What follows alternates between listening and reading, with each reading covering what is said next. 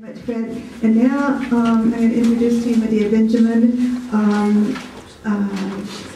Most of our speakers have not been peace movement leaders this morning, but Medea certainly is, and she's someone that can help us get the passion and the anger that we really need. So Medea, thank you.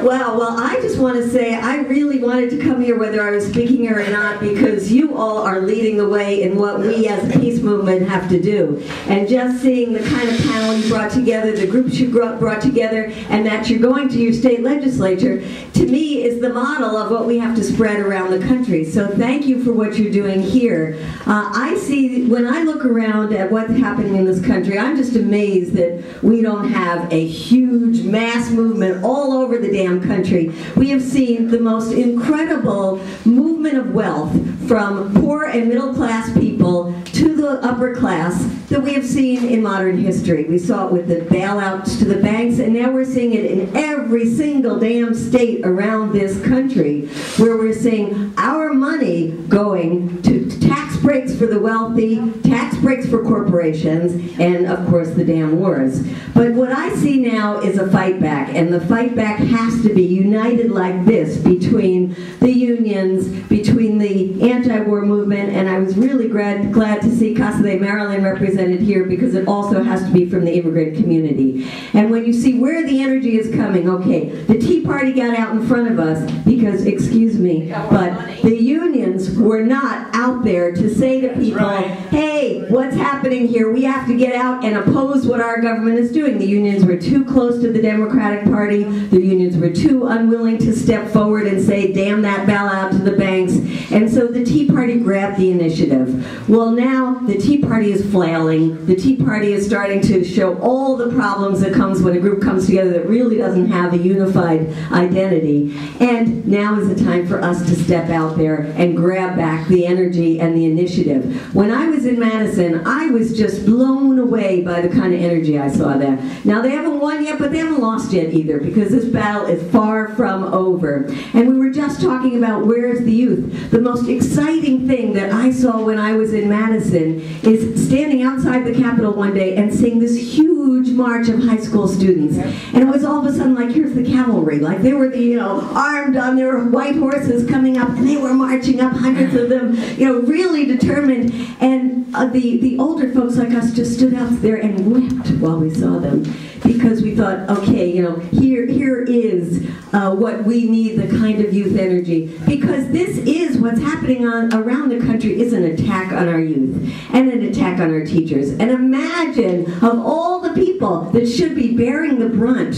for this economic crisis, it's falling on the shoulders of young people and on people like teachers. So one of the most exciting things in Madison was seeing that love for teachers come out. And the students were out there as they were marching, and their signs were, we love our teachers. And their signs were, if you can read the signs, that thank a teacher. And the teachers were so proud and so happy to suddenly feel, okay, we are being backed up.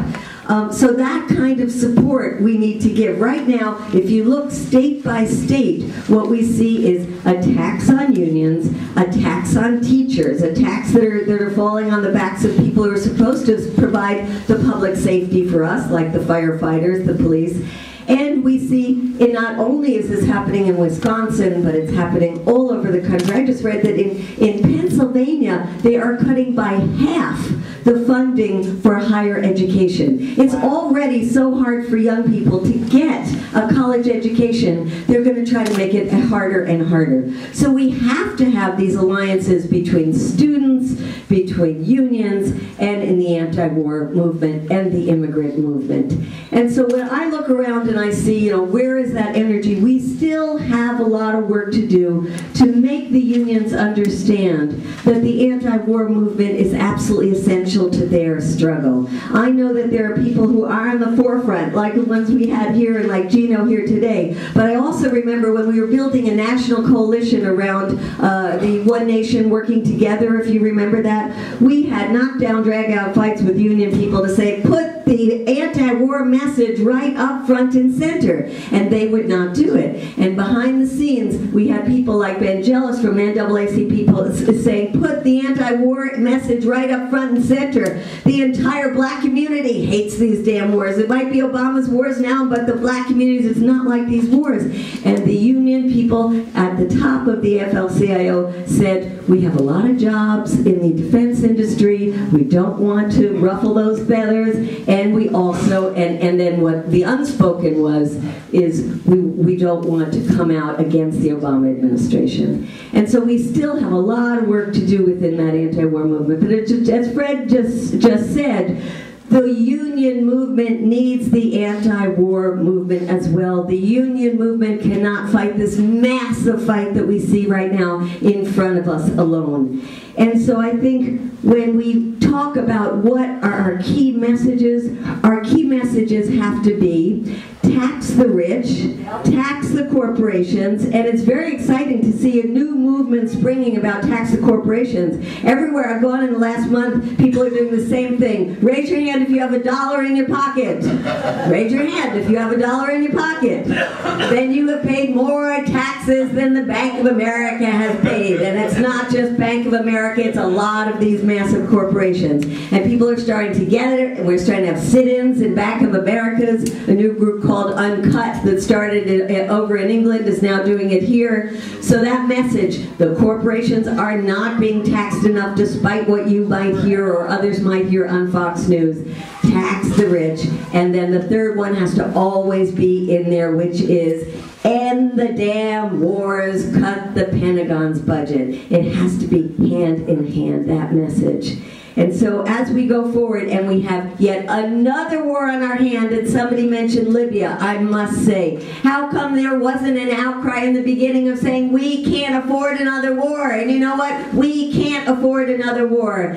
And did the entire Congress come forward and say, hey, stop, we can't afford another war? No, we've got a handful of people in Congress who come forth and said that. And every single day since the attacks on Libya began, we are giving over another $150 million a day to that war machine. And all this is doing is strengthening the war machine in this country and around the world. And meanwhile, if you want to look at what Western intervention does when it is trying to liberate people from a dictator, where should we look? Iraq. Iraq, exactly. Look at the disastrous results of that intervention, which isn't over. And it's a tragic irony that on the very day that we were commemorating 8 years of that disastrous war in Iraq is when the bombing of Libya began. This will do nothing good for the people of Libya because they have to liberate themselves. That is how liberation happens. So let's remember that our job is to convince our communities that these wars, the bloated Pentagon budget, the bases that we have around the world are making us less safe, not more safe, are taking desperately needed funds away from our communities,